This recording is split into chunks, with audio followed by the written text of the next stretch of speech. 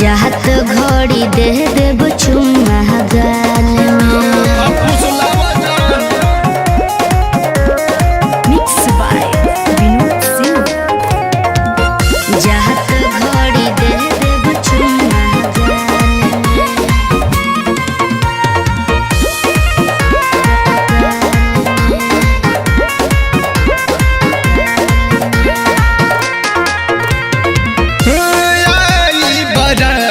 तोहार डोली चढ़ी जईबू पियावा के कोरा में सुहाग रत मनईबू।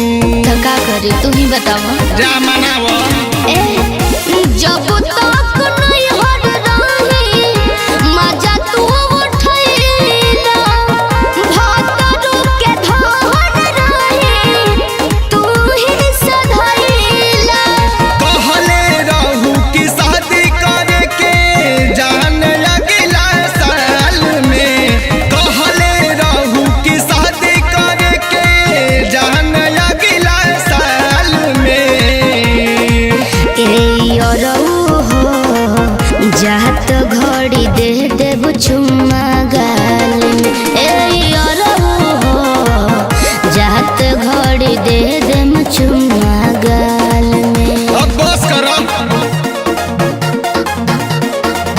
जात घड़ी दे देब चुम्मा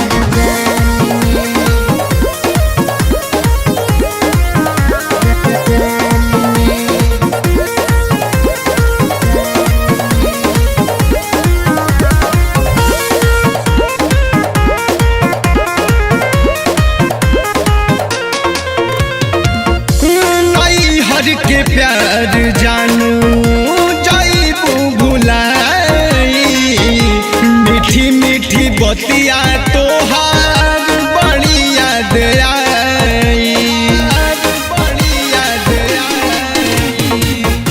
दिल पर से नाम तोहार नहीं मिटाई। अच्छा ससुर में आई बात करे जैसे सताई। सुना शुभम अखिलेश के फसाई दिहलू प्यार वाला जाल में। शुभम अखिलेश के फसाई दिहलू प्यार वाला जाल में। जात घड़ी दे देम चुम्मा गाल में जात घड़ी दे देम चुम्मा गाल में। अब जा तर जो